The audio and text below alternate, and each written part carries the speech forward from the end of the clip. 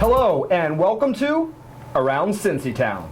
I'm your host, Brandon Williams, and with me in today's studio is Sean Grossman. Sean, how you doing today? I'm good. How you doing, Brandon? Good, good. Now, Sean, I understand recently you were put on a special assignment to uncover one of the well-kept secrets of this area. That's right, Brandon. I actually had the great fortune of putting together some research on the Ohio Center for Broadcasting's history, and I got some footage if you want to show some of the viewers at home. I think our viewers would absolutely love that. So without further ado, here's a little history on the Ohio Center for Broadcasting.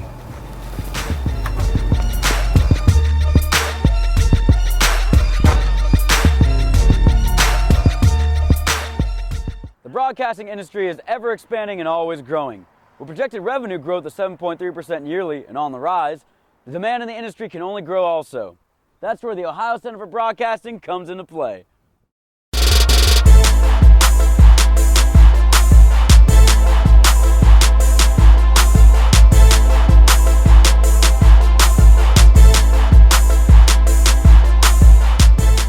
So in 1986, due to the growing media trend, a guy named Bob Mills opened the very first Ohio Center for Broadcasting in Cleveland, Ohio, which ultimately led to our very own Cincinnati Center, which is originally located here, where these offices are now, right off of Red Bank Road.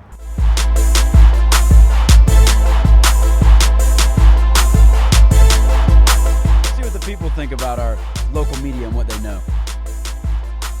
What's your name? Cherie Riley. All right, I'm Sean. Nice to meet you, Cherie. Okay, so to begin with, do you know who Tony Sands is? He is a local weatherman.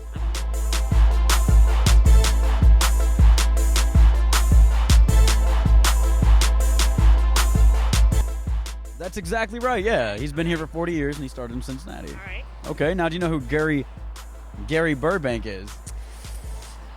I think he's a local radio show host or something like that.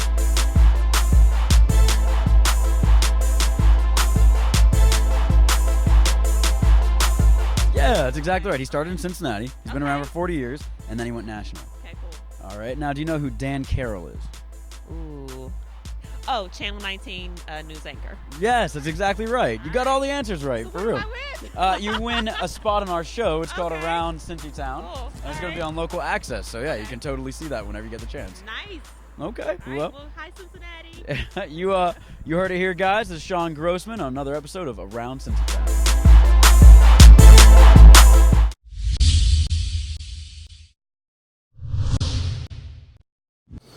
All right, let's keep this going. And Lee! Oh, folks, we are in for a treat today. One of our field reporters, Lee Whitaker, is actually stopped by the office today. Hey, Lee, would you mind stopping in real quick? Hey, how's it going, Brandon? Good. How you doing, buddy? I'm good. Good.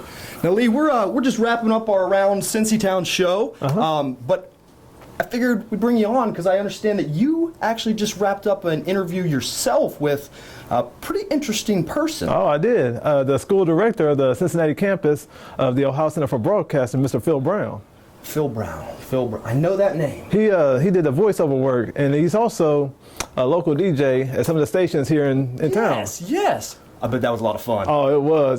He's a hilarious guy, laid back, and if you want, I mean, I got some footage you want to show your viewers. If Really? Yeah. I think they would love that, actually. From my interview. Perfect. Well, in that case, folks, we're about to see our field reporter, Lee, go toe-to-toe with an industry professional. Let's see how Phil stood up to the challenge. Yeah.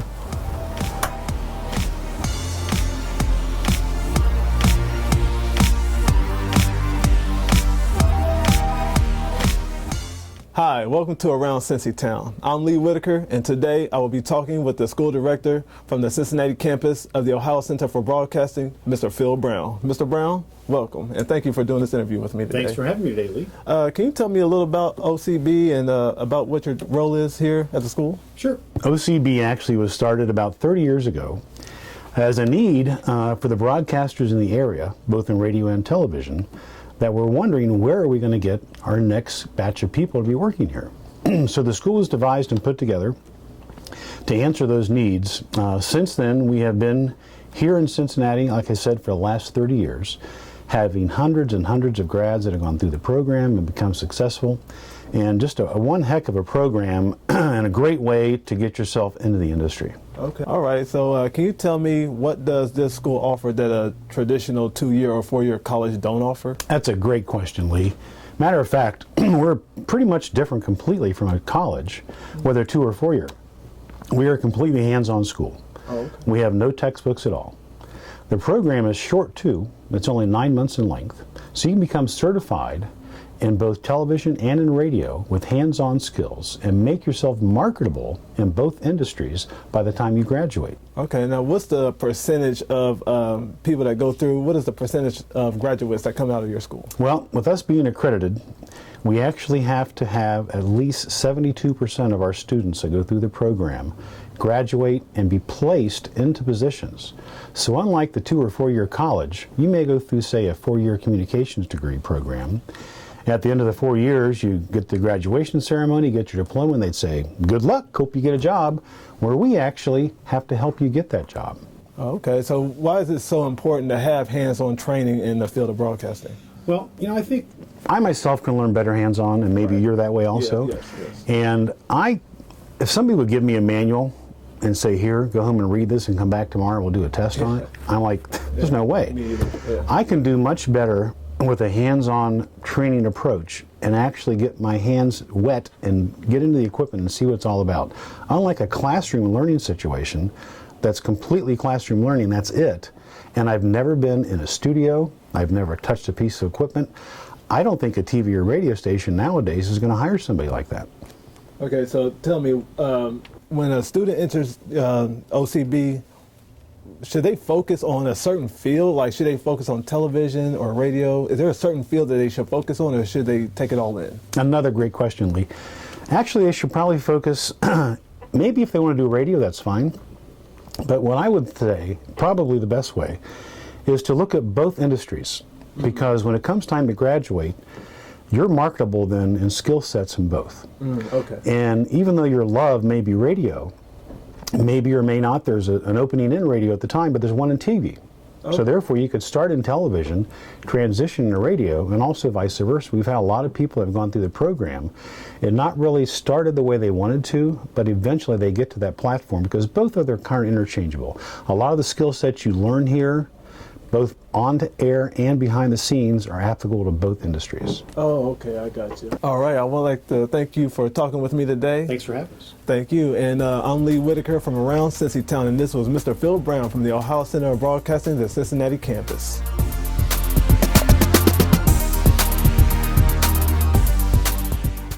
Wow. I don't know about you, but I found that to be very interesting. Moving on, we have field reporter Shawana Sims, who was lucky enough to get to sit down with a couple of the local broadcasting personalities in the area, including Wiz DJ Don Juan Fachot and producer of Fox 19, Miss Tiffany Brown. Let's take a look and see what they had to say.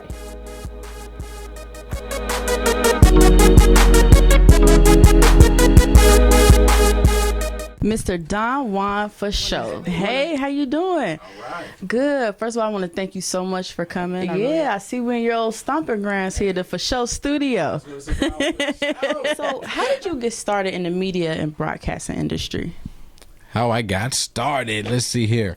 I went to high school at Fort Hays in Columbus, Ohio, and first year was radio, second year was TV. And then, of course, I went here to OCB, graduated. Well, let's go back. I got my internship, and then I graduated. So that's how I got my start, right here at OCB. So how do you maintain longevity and staying relevant in the industry? What I do is remain humble and always say yes.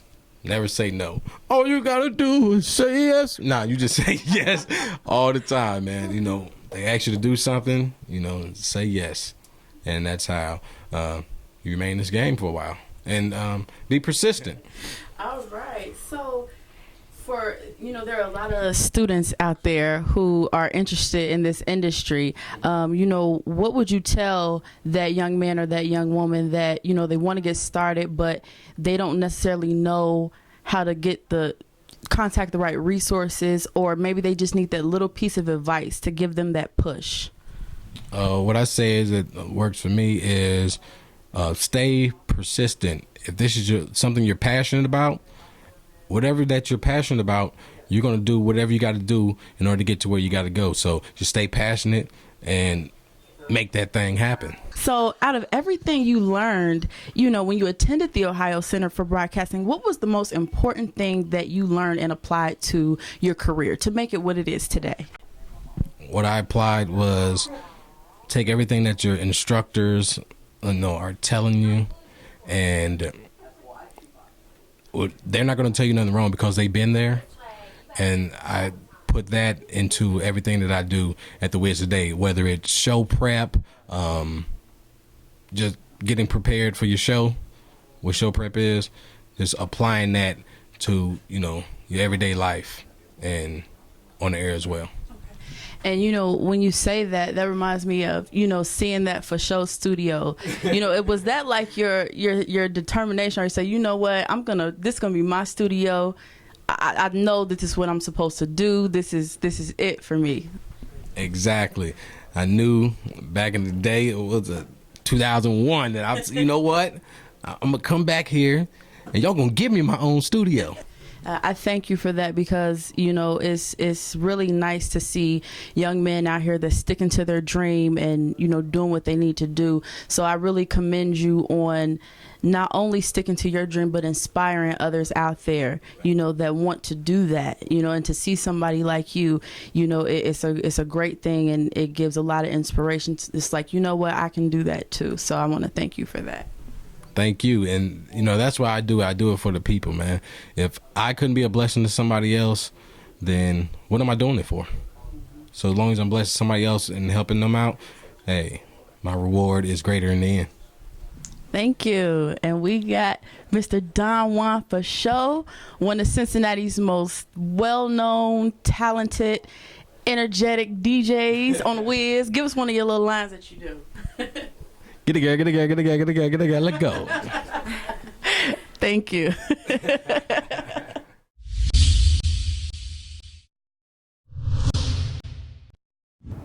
Hello everyone, this is Around Cincy Town, where we have the latest and greatest news for your ears.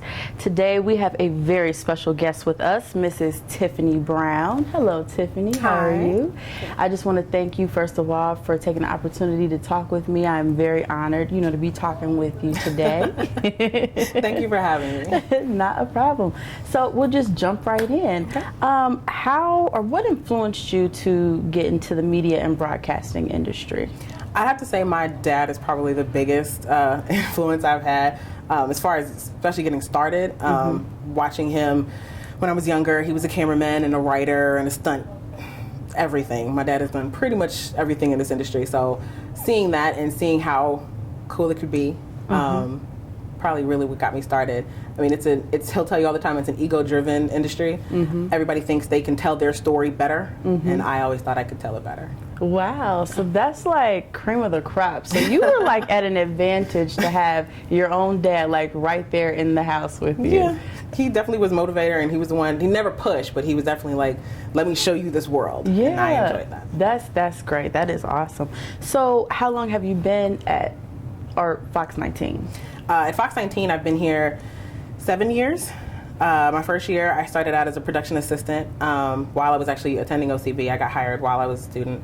9 months in, I got hired as a full-time editor for weekend and overnights. Okay. And then slowly tried to work my way to a better schedule because those overnights and weekends were no bueno. Yeah. And then I recently got promoted to segment producer for the 9 a.m. for the Morning News and Morning News Extra. So that's currently what I do now. Wow, that's amazing. So you say you went to the Ohio Center for Broadcasting. So did you go to the Cincinnati campus or the Columbus campus? I was at Cincinnati campus. Cincinnati campus? Okay, wow, that's amazing.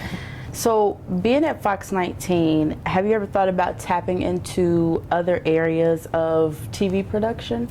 I think my career track through Fox 19 has been a dip in different pools within the industry. Like I said, I started out as production, so that was the production side. I was trained in our control room, and so I know audio and how to direct and our Chiron operations and such, and then obviously camera and prompter. When I moved to editing, that's a different side, which is a different skill set. So I did that. Now what I do now is technically considered, I guess, PR work. What I do is I book all of our in-studio guests. So I have met, celebrities, I've met people from around the city, but I'm basically public relations for our studio, which is completely different than production or anything else. So Wow. yeah, being here just kind of lets me see a little bit of everything. That sounds really fun. So, with TV, you also have radio. Have you ever thought about doing something with radio, or do you want to stay in television? Me personally, I'd rather stay in television, only because, and I know radio people will fight me to the death, but radio, just like newspaper, is dying out with satellite XM, and that's a different medium. Regular AM FM radio will probably be gone at some point. So I'm all about moving into the next big medium. Television will be antiquated soon also. So I am trying to move our station and our anchors and such onto a more relevant platform, which is internet. So I'm just kind of moving along with the trends. Wow. A lot of people don't know how to do that. Right. What is in the future for Tiffany Brown? Do you want to branch off and have your own production company, or do you want to just stay, within this industry doing production and editing and PR, work? What's in the future for Tiffany Brown? It's so weird because when I started, I've been doing production and such since before high school. So I always knew I wanted to be a director. That's where I was always working towards. I wanted to direct. Wow. But then I got into different aspects of it, and I wanted to direct, and then I was like, I don't want to do this anymore. Not that I didn't want to, but I was like, I see something different, and not better, but something different. Let me try that. So then I tried the editing thing, and I was like, I could do this forever. No, I can't do that forever. So now I'm in PR work. I really enjoy PR work, so I might move into that.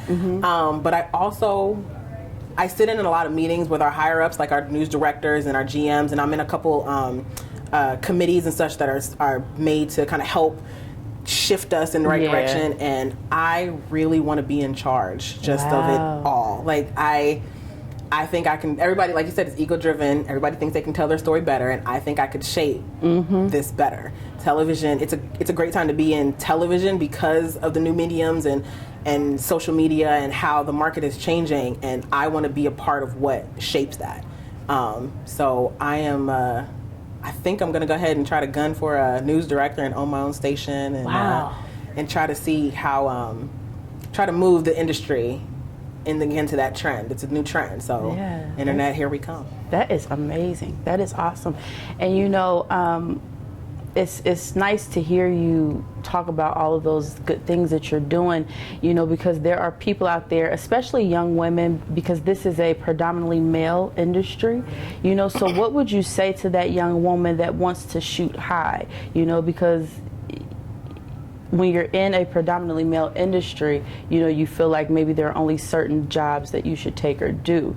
So what would you tell that woman that wants to, shoot high and do the things that you're doing? Just not to be afraid. A lot of people always told me, you are better fitted for. People always just tell me that I could be Oprah. You could be the person in front of the camera doing all the work. And I'm like, no, I always want to be the one behind the camera telling everybody what to do. No, that's right. And having people tell me, like, no, I think you should stay in your... No, I'm not going to stay in my lane. I'm not afraid to dream big. I'm not I'm not scared to be vocal. I'm not one to shy away from anything, conflict, anything. I do have tact, so I will tell people you learn how to speak to people properly. But don't be afraid of anything. Don't be afraid of people, and go with it. You never know how far you could go. Yeah, that's great. Well, I want to thank you so much for doing this. I really appreciate it. Problem. And your dad is going to love this. Oh, my dad. Again, Dad, she would rather do the dishes than watch those Japanese movies.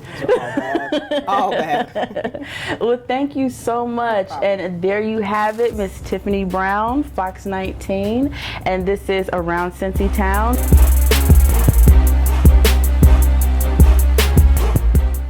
All right, so welcome back. We've already gotten to learn a lot about this industry, including some history, as well as hearing from some of the industry professionals.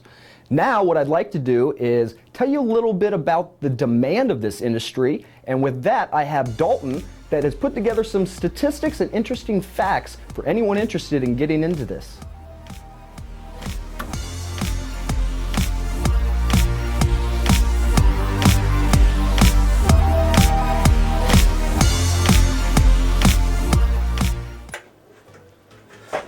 We live in a world where information is given to us through many channels. Television, radio, and the internet all have their own ways of delivering news to us. When you flip on the TV, you expect to hear truthful, informative, and exciting news coverage from your news anchor. And in today's world, there's a lot of news to be covered. That's why the broadcasting industry is looking for ambitious, eccentric, and optimistic individuals to help carry out the message to those people.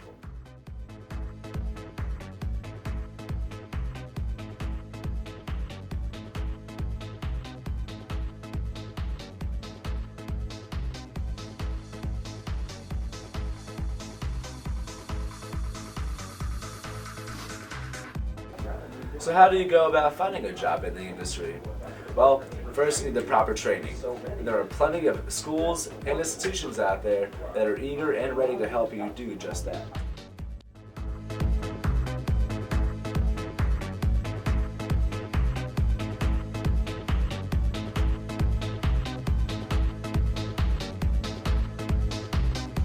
According to Woods and Pool Economics, 1.24 trillion of the U.S. gross domestic product originates from radio and television.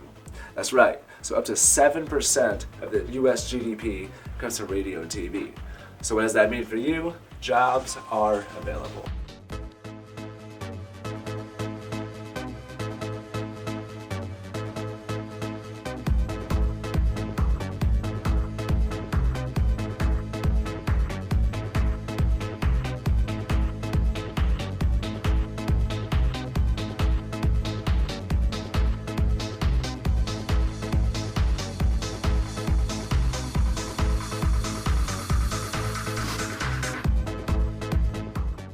Now let's talk TV. How much TV would you say you watch per day? Did you know that the average American watches up to 8 hours of television per day? So what opportunities does that leave open for you? Well, let's check it out.